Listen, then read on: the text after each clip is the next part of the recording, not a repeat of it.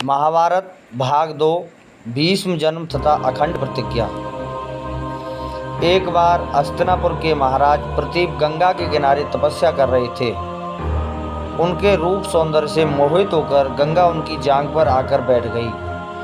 गंगा ने कहा, हे राजन, मैं ऋषि की पुत्री गंगा हूँ और आपसे विवाह करने आपके पास आई हूँ। इस पर महाराज प्रतीप बोले, गंगे, तुम मेरी दाहिनी जांघ पर बैठी हो।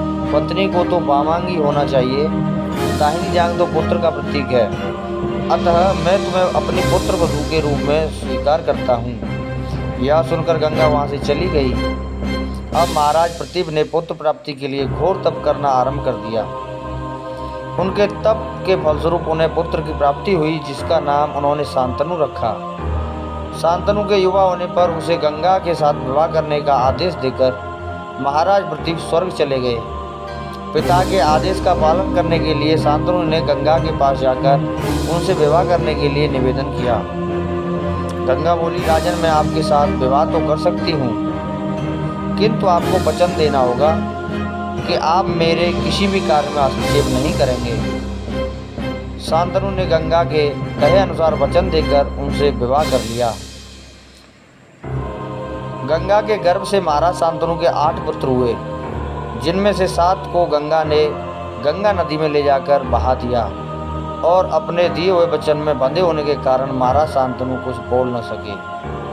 जब गंगा का 8वां पुत्र हुआ और वह उसे भी नदी में बहाने के लिए ले जाने लगी, तो राजा शांतनु से रहा न गया और वे बोले, गंगे, तुमने मेरे 7 पुत्रों को नदी में बहा दिया, किंतु अपनी प्रतिज्ञा के अनुसार मैंने कुछ न कहा।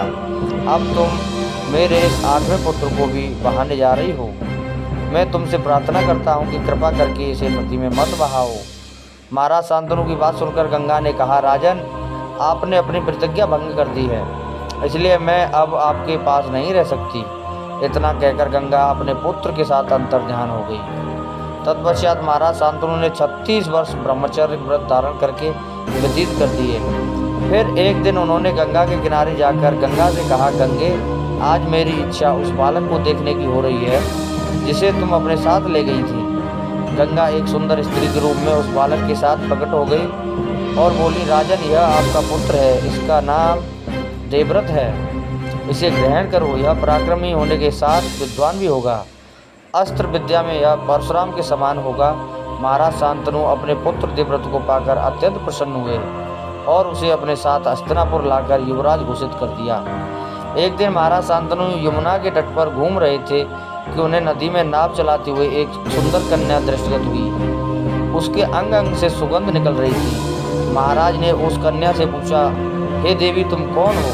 कन्या ने बताया, महाराज, मेरा नाम सत्यवती है और मैं निषाद कन्या हूँ। शांतनु उसके रूप यौवन पर रीझ कर तत्काल उसके पिता के पास पहुँचे और सत्यवती के साथ अपने विवाह का प्रस्ताव किया।